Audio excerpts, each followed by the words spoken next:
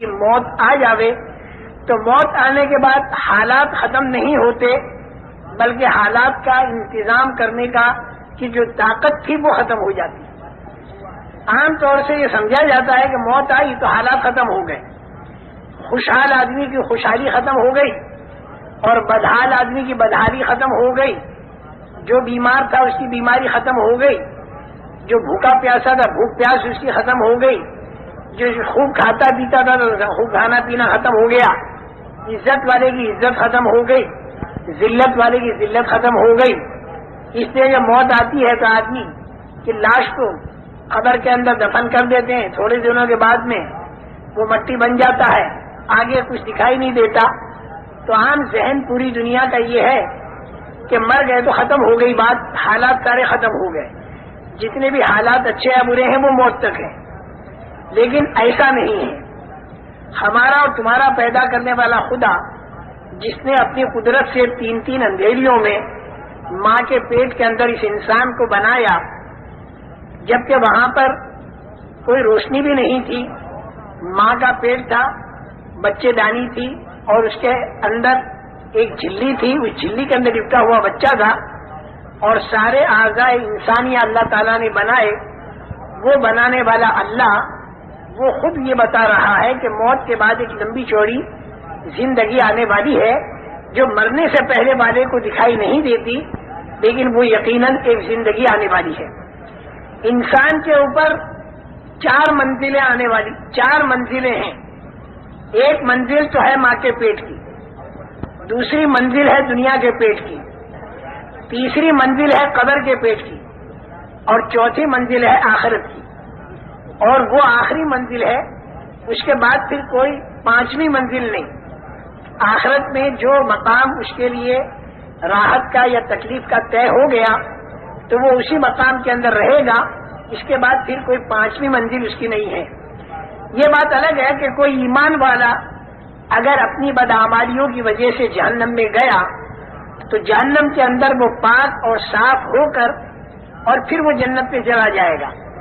لیکن بغیر ایمان کا جو آدمی ہوگا، جس کے اندر ایمان نہیں ہوگا، جو کفر والا ہوگا اور شرک والا ہوگا، وہ جب جہنم میں جائے گا تو وہ اس کی آخری منزل ہوگی اور اس کے اندر سے وہ نکلے گا نہیں۔ یہ چار منزلیں ہیں انسان پر۔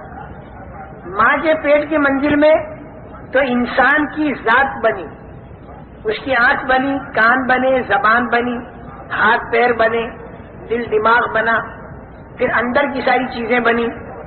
ماں کے پیٹ کے اندر تو انسان کی ذات بنی اور اس میں انسان کو ذرہ برابر اختیار نہیں تھا۔ لڑکا بننا یا لڑکی بننا، کالا بننا یا گورا بننا، خود انسان کو بننے والے کو بھی اختیار نہیں تھا اور اس کے ماں باپ کو بھی اس کا اختیار نہیں تھا۔ یہ بالکل ہمارے اختیار سے باہر مسئلہ اللہ جل جلالہ و منوالہ نے اس انسان کو ماں کے پیٹ کے اندر بنایا۔ اس کے بعد دوسری منزل ہے دنیا کی۔ دنیا کی جو منزل ہے، اس منزل میں اللہ نے اس انسان کو ہلکا سا اختیار مرحمت فرمایا، اور یہ اختیار عجیب و غریب چیز ہے۔ اللہ نے اس دنیا میں انسان کو ہلکا سا بھلے اور برے کا اختیار نصیب فرمایا۔ جیسے املی کا بیج بولے یا آم کی گٹھلی بولے، آم کی گٹھلی بوئے گا تو آم کا درخت تیار ہوگا، اور املی کا بیج اگر بوئے گا تو املی کا درخت تیار ہوگا۔ اسی طریقے سے یہ انسان یہاں پر بھلا کرے یا برا کرے، دونوں باتوں میں اختیار ہے۔ یہ ہاتھ اللہ نے دیے ہیں، جب تک روح انسان کے اندر موجود ہے تو اس ہاتھ پر آدمی کو اختیار ہے اس بات کا کہ اس سے سب کا خیرات دے، اس سے کسی رونے والے کو چپ کرے، کسی کے آنسو پوچھے، کسی کو روٹی کا ٹکڑا دے، اور اس بات کی بھی اللہ نے اسے طاقت دی ہے کہ اس ہاتھ سے کسی پر ظلم کرے۔ دونوں طاقتیں اللہ نے اس انسان کو دی ہیں، بھلے کی اور برے کی۔ دیکھو فرشتہ جو ہے وہ تو مجبور محض ہے، اس کو تو جتنا اللہ نے کہہ دیا وہی کرنا ہوگا، اس کے خلاف کرنے کی فرشتے میں طاقت نہیں۔ اسی طریقے سے آسمان ہے، زمین ہے، چاند ہے، سورج ہے، ستارے ہیں، یہ جتنی مخلوقات ہیں انسان کے علاوہ، یہ ساری مخلوقات مجبور محض ہے، اللہ کے امر کے تابع ہے اگر ہوا کو اللہ حکم دے دے کہ معمول کے مطابق چلے تو ہوا معمول کے مطابق چلے گی، لوگوں کے کام بنتے رہیں گے. اور اگر ہوا کو اللہ حکم دے دے کہ وہ معمول سے اوپر ہو کر چلے تو اسی ہوا کا نام پھر طوفان بنتا ہے اور اس سے زندگیاں اجڑ جاتی ہیں. ایسے ہی پانی اللہ کے حکم کے تابع ہے، زمین اللہ کے حکم کے تابع ہے اور آسمان بھی اللہ کے حکم کے تابع ہے. جو حکم ان چیزوں کو ملتا ہے یہ چیزیں وہی کرتی ہیں، اس کے خلاف کرنے کی ان میں طاقت نہیں رکھی. سورج اور چاند کی روش اللہ نے مقرر کر دی، اسی روش کے مطابق وہ چلتے ہیں. اس میں کوئی ان کے اختیار کو دخل نہیں، مجبور محض ہے. جون سے آسمان پر فرشتوں کو سجدے کا حکم ہوا وہ فرشتے سجدہ کرتے ہیں، ایک آسمان پر رکوع کرتے ہیں، ایک آسمان پر قیام ہے، ایک آسمان پر قعدہ ہے. ہزاروں سال سے جو حکم ملا وہ کر رہے ہیں، اس کے خلاف کرنے کی طاقت فرشتوں میں اللہ نے نہیں رکھی. لا یعصون اللہ ما امرہم ویفعلون ما یؤمرون. سجدہ کے لیے کہا تو وہ سجدہ ہی کرے گا، وہ فرشتہ پھر رکوع نہیں کرے گا. پھر اسے اگر رکوع کا حکم ہو جائے تو رکوع ہی کرے گا، پھر وہ سجدہ نہیں کرے گا. جو کہا جائے گا وہ کرے گا. لیکن انسان جو ہے وہ ایسا نہیں ہے. انسان کے اندر اللہ نے دونوں طاقتیں رکھی ہیں، فرما برداری کی بھی طاقت رکھی ہے اور نافرمانی کی بھی طاقت رکھی ہے. انسان فرشتوں جیسا نہیں کہ وہ جو کہا جائے وہی کرے، کیونکہ فرشتہ تو جو کہا جائے وہی کرے گا، اس کے خلاف کرنے کی طاقت نہیں. اور انسان کے اندر دونوں طاقتیں رکھی ہیں. فمنکم مومن ومنکم کافر. اس میں ایک طبقہ ایمان والا ہوگا، ایک طبقہ کفر والا ہوگا، ایک طبقہ فاسق ہوگا، ایک طبقہ مومن ہوگا، ایک طبقہ ماننے والا ہوگا، ایک طبقہ نہ ماننے والا ہوگا. اور اسی پر سارے حالات کا دار و مدار ہے، دنیا کے بھی اور آخرت کے بھی.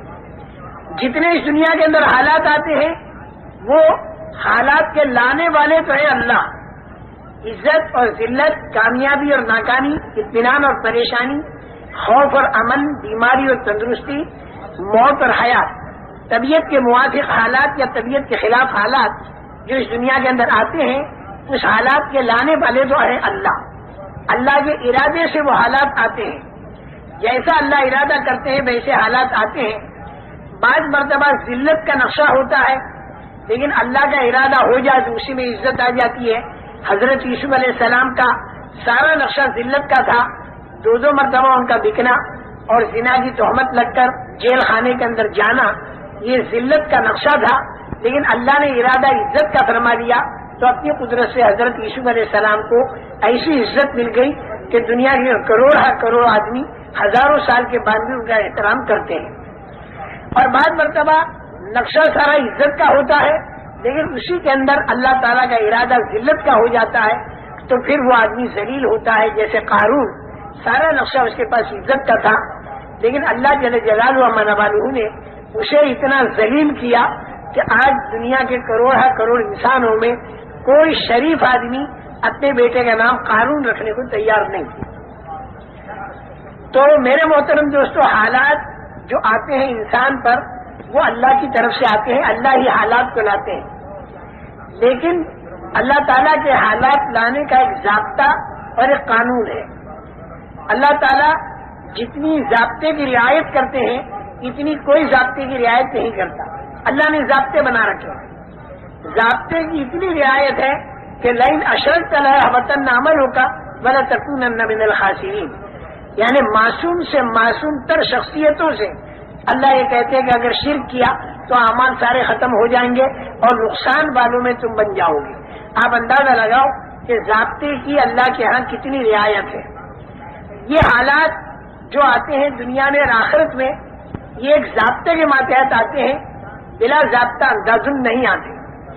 اور ضابطہ اللہ کا حالات لانے کے لیے دنیا کے اندر کی پھیلی ہوئی چیزیں نہیں ہیں بلکہ انسان کے بدن سے تیار ہونے والے اعمال ہیں. بہت بڑا مغالطہ ہر زمانے میں بڑی بھاری اکثریت انسانوں کی کو لگا اور آج کے زمانے میں بھی بہت بھاری غلطی کروڑ انسانوں سے جو ہو رہی ہے وہ یہ ہو رہی ہے کہ عام طور پر انسان یہ سمجھ رہے ہیں کہ ہمارے حالات کا بننا اور بگڑنا یہ موقوف ہے چیزوں کی کمی اور بیشی پر. اگر چیزیں ہمارے ہاتھ میں زیادہ ہوں گی تو ہمارے حالات بنیں گے، اور اگر چیزیں ہمارے ہاتھ میں کم ہوں گی تو ہمارے حالات بگڑیں گے۔ یہ عام لوگوں کا ذہن ہر زمانے میں رہا، فرعون کا بھی یہی ذہن رہا، قارون کا بھی یہی ذہن رہا، اور جتنی نافرمان قومیں گزری ان سب کا ذہن یہ رہا کہ ملک اور مال، روپیہ اور پیسہ، سونا اور چاندی، دکان اور کھیت، یہ جتنی چیزیں ہمارے ہاتھ میں زیادہ ہوں گی اتنے ہمارے حالات بنیں گے۔ اللہ کی طرف سے بھیجے ہوئے جو انبیاء کرام علیہ السلام تھے، انہوں نے آ کر ہر زمانے میں انسانوں کا یہ ذہن بنایا کہ حالات آتے ہیں اللہ کی قدرت سے، حالات آتے ہیں اللہ کے ارادے سے، لیکن اللہ تعالیٰ نے حالات کے لانے کا ایک ضابطہ بنا رکھا ہے، اور وہ ضابطہ جو ہے وہ انسان کے بدن سے تیار ہونے والے اعمال ہیں، اور انسان کے دل کے اندر کا یقین ہے۔ اگر اس کے دل کے اندر کا یقین ٹھیک ہو جائے اور اس کے بدن سے تیار ہونے والے اعمال ٹھیک ہو جائیں، آنکھوں کا دیکھنا، کانوں کا سننا، زبان کا بولنا، ہاتھ کا پکڑنا، پیروں کا چلنا، دل اور دماغ کا سوچنا اگر ٹھیک ہو جائے تو اللہ تعالیٰ حالات اچھے لاویں گے، اور اگر انسان کے اعمال خراب ہو جائیں تو اللہ تعالیٰ حالات خراب لاویں گے۔ دوسرے لفظوں میں اس سے بھی آسان لفظ جو ہے وہ یہ کہ اگر دینداری ہوگی تو اللہ تعالیٰ کامیاب کریں گے، اور اگر بے دینی ہوگی تو اللہ تعالیٰ ناکام کریں گے۔ اگر دینداری کچے مکان والے کے پاس ہوگی تو اللہ کچے مکان والے کو کامیاب کریں گے، اور اگر بے دینی پکے مکان والے کے پاس ہوگی تو اللہ تعالیٰ پکے مکان والے کو ناکام کریں گے۔ لیکن ایک حیرت کی بات جو انسان کو حیرت میں ڈالتی ہے ہر زمانے میں اور آج کے دور میں بھی، وہ یہ کہ بہت سے دین والے، بہت سے ایمان والے، بہت سے اعمال والے، ان پر بھی تکلیفیں آ جاتی ہیں، اور بہت سے بغیر دین والے، بہت سے بغیر ایمان والے، بہت سے بے دین آدمی بہت سی مرتبہ دیکھے جاتے ہیں کہ وہ بڑے راحت میں ہوتے ہیں۔ اس کے بارے میں ایک بات اپنے ذہن میں بٹھا لو، اصل کامیابی وہ ہے جو مل کر ختم نہ ہو، اور اصل ناکامی وہ ہے کہ جو آ کر ختم نہ ہو۔ ایک بات یہ ذہن میں بٹھا لو، عام طور سے آدمی دیکھتا ہے کہ بے دین آدمی رشوت بھی لیتا ہے، جھوٹ بولتا ہے، دھوکہ دیتا ہے، غبن کرتا ہے، خیانت کرتا ہے، پیسہ اس کے پاس بہت ہے، کھانا، کپڑا، مکان، سواریاں بہت مزے کے اندر ہے، تو آدمی سمجھتا دیکھو بے دین ہے لیکن پھر بھی کامیاب ہے۔ لیکن اللہ تعالیٰ اس کو ناکام کہتے ہیں، کیونکہ یہ جو کامیابی دکھائی دی جا رہی ہے یہ کامیابی موت پر ختم ہو جائے گی، اور بعض مرتبہ موت سے پہلے ختم ہو جاتی ہے، اور موت کے بعد پھر جو ناکامی شروع ہوگی تو وہ ناکامی بڑی لمبی ناکامی ہوگی، بڑی لمبی۔ اگر آدمی حالت کفر یا شرک میں مرا تو پھر وہ ناکامی ایسی ہوگی جو کبھی ختم نہیں ہوگی، جس کو اللہ تعالیٰ خسران المبین کہتے ہیں۔ اور اگر وہ حالت ایمان میں مرا تو چاہے دنیا کے اندر اس نے کتنی تکلیفیں اٹھائی ہوں اور لوگ اسے ناکام کہہ رہے ہوں، لیکن اللہ اسے کامیاب بتائیں گے، کیونکہ اس کو بعد مرتبہ مرنے سے پہلے پہلے ایسی کامیابی مل جاتی ہے کہ جسے دنیا کے انسان بھی کہتے ہیں واقعی کامیابی ملی، اور بعد مرتبہ دنیا کے پہلے تو آدمی نہیں دیکھ پاتے، لیکن مرنے کے بعد سے جو کامیابی شروع ہوتی ہے تو وہ ایسی کامیابی ہوتی ہے جو کبھی ختم نہیں ہوتی۔ موت پر حالات ختم نہیں ہوتے بلکہ موت پر حالات بڑھ جاتے ہیں۔ اگر مرنے کے بعد اچھا حال آیا تو وہ اچھا حال بڑھ جائے گا، مرنے کے بعد اگر برا حال آیا تو وہ برا حال بھی بڑھ جائے گا۔ جیسے دنیا کے حالات ہیں ویسے نہیں رہیں گے۔ دنیا کا جیسا اچھا حال ہے، موت کے بعد اگر کسی کو اللہ نے اچھا حال دیا تو وہ دنیا جیسا اچھا حال نہیں ہوگا بلکہ وہ بڑا ہوا ہوگا۔ چھوٹے میں چھوٹی ادنا سے ادنا درجے کی جنت اگر اللہ نے کسی کو دے دی جو ایمان کے ذرے پر ملے گی تو وہ اتنی بڑی ہوگی کہ جس کے اندر جو پوری دنیا سے 10 گنا بڑی ہوگی، اور 70-72 اس میں ہوں گی بیویاں، اور 80,000 اس میں ہوں گے خدمت گزار، اور دودھ کی نہریں، پانی کی نہریں، شہد کی نہریں اور پاکیزہ شراب کی نہریں اس کے اندر چل رہی ہوں گی۔ سونے اور چاندی کی اینٹوں کے بنے ہوئے مکانات ہوں گے، ان کے جوڑنے کا گارا مشک کا ہوگا، اور جنت کی زمین کی مٹی زعفران کی ہوگی، اور پتھر اور کنکر ہیرے اور جواہرات کے ہوں گے، اور جو نعمت ملے گی وہاں پر کبھی چھینے گی نہیں۔ جنت میں جانے والا ہر آدمی جوان ہوگا، جوانی اس کی کبھی ختم نہیں ہوگی. مرد بھی اور عورتیں بھی 30-33 سال کی عمر کے ہو کر جنت میں جائیں گے. چاہے مرنے کے وقت میں عمر ان کی 90 سال کی ہوئی ہو، لیکن جنت میں جاتے ہوئے 30-33 سال کی عمر ہوگی. اور 50 کروڑ سال کے بعد اگر اس جنتی کو دیکھا جائے تو ویسا ہی جوان جاپان 30-33 سال کا ہوگا. جوانی ملی ختم نہیں ہوگی، اور زندگی ملی تو وہ بھی کبھی ختم نہیں ہوگی.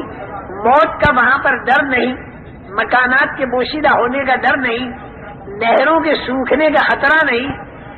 مرد ایک جگہ تکیہ لگائے بیٹھے ہوں گے مسحری پر، اور ان کی بیوی، اس مرد کی بیوی دوسرے کنارے پر تکیہ لگا کر بیٹھی ہوگی مسحری پر، اور سارا ایک عجیب و غریب منظر ہوگا.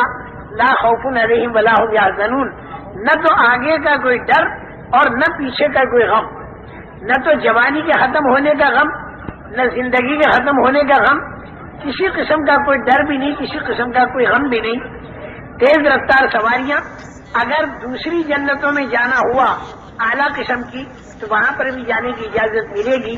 اور ہفتے میں ایک مرتبہ کم سے کم اللہ تعالیٰ کی زیارت اور دیدار، یہ ایک اتنی بڑی نعمت ہوگی کہ جنت کی ساری نعمتیں اس کے سامنے ماند ہوں گی.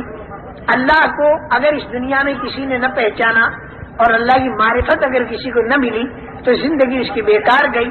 اللہ کی معرفت جس کو مل جاتی ہے اور ایمان والا جو آدمی بن جاتا ہے تو پھر اللہ تعالیٰ کی زیارت وہاں پر ہوتی ہے، اور یہ ساری جنت کی نعمتوں میں اعلیٰ قسم کی نعمت ہوتی ہے. اللہ تعالیٰ اس کی ہمت افزائی فرماتے ہیں، دل جوئی فرماتے ہیں. یہ فرماتے ہیں کہ تجھے اور کچھ چاہیے؟ تو وہ یہ کہتا ہے کہ اے اللہ، ہر لائن کی نعمتیں تو نے ہمیں دے دی، اب ہم تجھ سے اور کیا مانگیں؟ تو اللہ تعالیٰ یہ فرمائیں گے کہ ایک نعمت میں تمہیں اور دیتا ہوں، وہ یہ کہ میں تم سے راضی ہو گیا، میں تم سے ناراض نہیں ہونے کا. کیونکہ اللہ کا ناراض ہونا بہت بڑی مصیبت اور اللہ کا راضی ہونا بہت بڑی نعمت. سورہ فاتحہ میں یہی دو دعائیں مانگی جاتی ہے کہ انعمت علیہم والے راستے پر ہمیں چلانا اور مغضوب علیہم والے راستے پر مت چلانا. انعمت علیہم والے راستے پر ہمیں چلانا، مغضوب علیہم والے راستے پر ہمیں مت چلانا.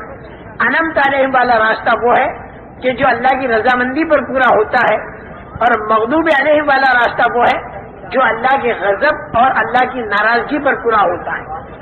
تو میں نے یہ عرض کیا میرے محترم دوستو کہ وہاں مرنے کے بعد جو اچھے حالات آئیں گے تو وہ بہت زیادہ اچھے ہوں گے، اور اگر خدا نہ خواستہ اگر برے حالات آئے تو وہ برے حالات بھی بہت ہی برے ہوں گے. جیسے دنیا کے ہیں ویسے نہیں. دنیا کے اندر کسی کو سزا ہوتی ہے اگر تو وہ 5.25 فٹ کے بدن کو ہوتی ہے، لیکن جہنم کے اندر اگر سزا ہوگی تو وہ بدن اتنا بڑا بنا دیا جائے گا کہ ایک دھار احد کے پہاڑ کے برابر، اور کھال اتنی موٹی کہ 3 رات تک چلو تب جا کے اس کی کھال پوری ہو. اتنا بڑا بدن بنا کر سانپ اونٹ کے برابر اور بچھو خچر کے برابر ایک مرتبہ کاٹے تو 40 سال تک تکلیف باقی رہے. اللہ تعالیٰ حفاظت فرمائے. اور آدمی پریشان، چاروں طرف سے فرشتوں کا ہتھوڑوں سے مارنا، آگ کا جلانا، اندھیرے کا ستانا، اس آگ میں اندھیرا، اور سانپوں اور بچھوؤں کا کاٹنا، بھوک اور پیاس کا ستانا، اور آدمی پریشان حال. بھاگنا چاہے گا تو دروازے بند ملیں گے، بڑے بڑے فرشتوں کے پہرے ملیں گے، اور فرشتوں سے کہے گا کہ تم ہماری کچھ مدد کرو تو فرشتے مختلف لائن کے جواب دیں گے. فرشتے کہیں گے الم یاتکم نذیر، کیا تمہارے پاس کوئی سمجھانے والا نہیں آیا تھا، چونکانے والا نہیں آیا تھا دنیا کے اندر؟ قالوا بلا قد جاءنا نذیر فکذبنا وقلنا ما نزل اللہ من شیء ان انتم الا فی ضلال کبیر وقالوا لو كنا نسمع او نعقل ما كنا في اصحاب السعير فاعترفوا بذنبهم فسحقا لاصحاب السعير. وہ کہیں گے بے شک ہم کو سمجھانے والے آئے تھے، قد جاءنا نذیر، تو ہم نے ان کو جھوٹا سمجھا. ہم یہ سمجھے کہ جنت اور دوزخ یہ خیالی چیز ہے، کچھ بھی نہیں، دل بہلانے کی یا صرف دھمکانے کی ایک چیز ہے. ہم کو یہ نہیں معلوم تھا کہ یہ واقعہ ہوگا اور ایسا ہوگا.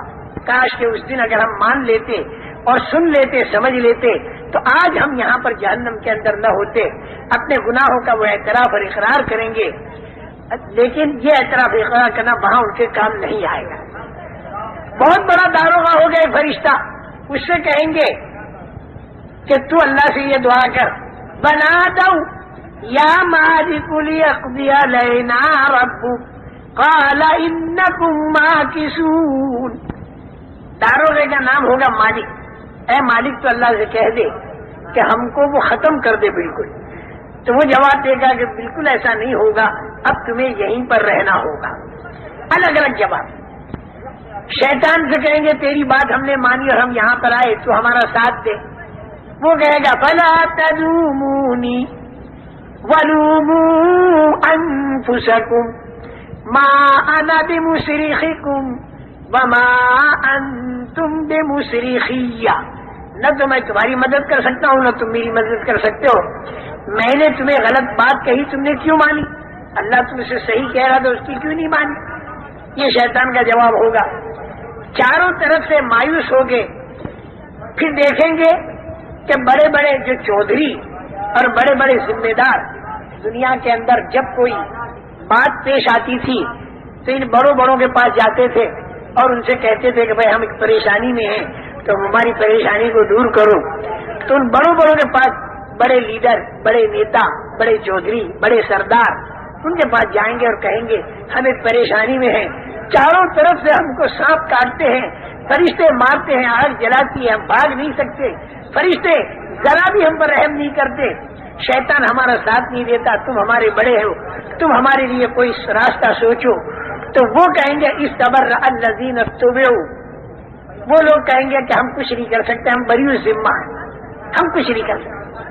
تو اب یہ چھوٹے پھر یوں کہیں گے کہ اب کی مرتبہ اگر اللہ نے ہم کو دنیا میں بھیجا تو اب ہم تمہاری پارٹی میں نہیں ہوں گے، اس لیے کہ تم نے ہم کو غلط راستہ بتایا.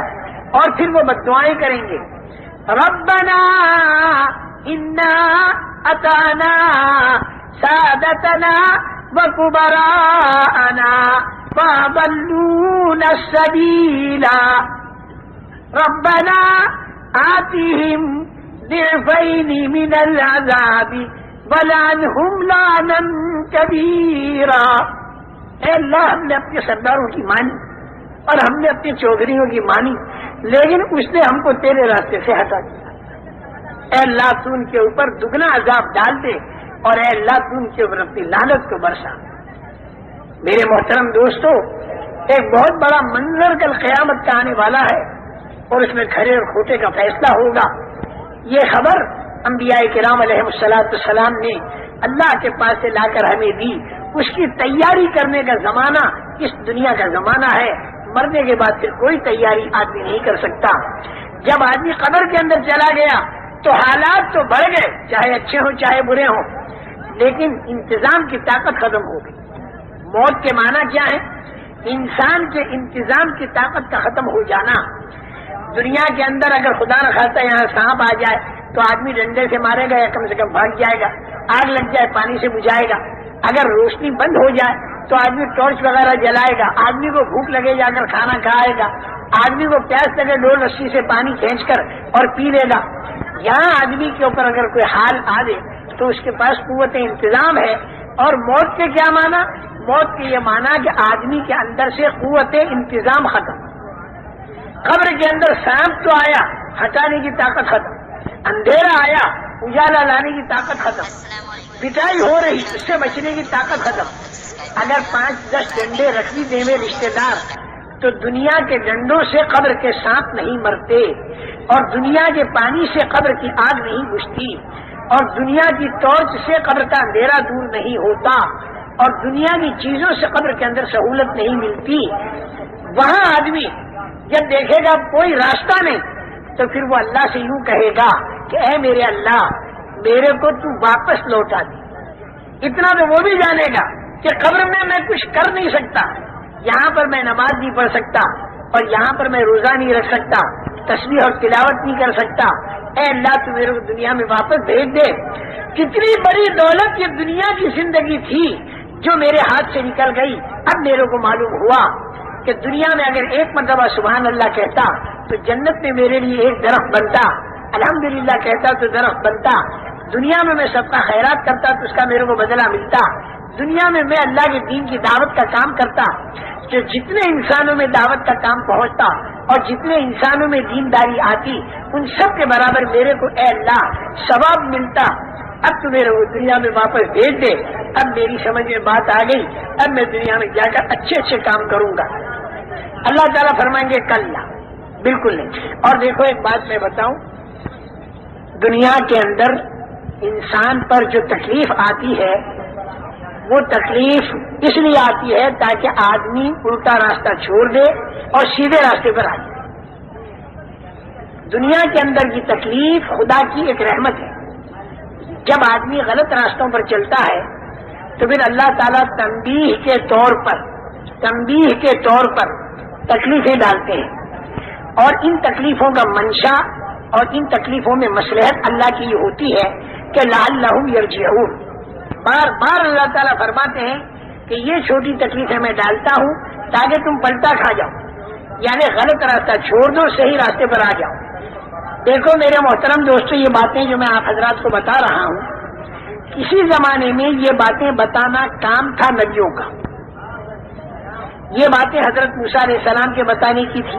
حضرت عیسیٰ علیہ السلام, حضرت نوح علیہ السلام, انبیاء کرام علیہ السلام دعوت دیتے تھے, لوگوں کے دلوں میں اللہ کی عظمت اور بڑائی پیدا کرتے تھے, مرنے کے بعد والی زندگی انہیں سمجھاتے تھے, اور چھپی ہوئی باتیں اللہ تعالیٰ ان کے اوپر کھولتا تھا تو وہ انہیں بتایا کرتے تھے, اور اللہ تعالیٰ کی بڑائی کو اتنے زوروں پر بیان کرتے تھے تاکہ آدمی کا ذہن بنے.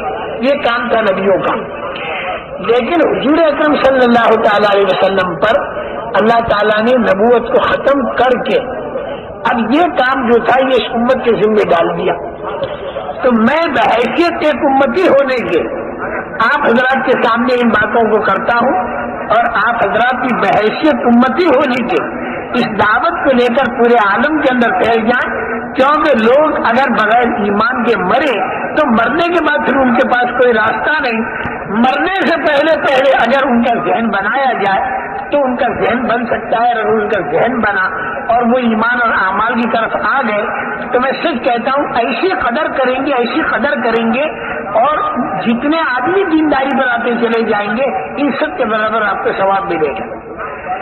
دیگر انبیاء کرام علیہ السلام کو وقت ملا دنیا میں کام کا زیادہ, لیکن کام ملا تھوڑا. حضرت نوح علیہ السلام کو کام کتنا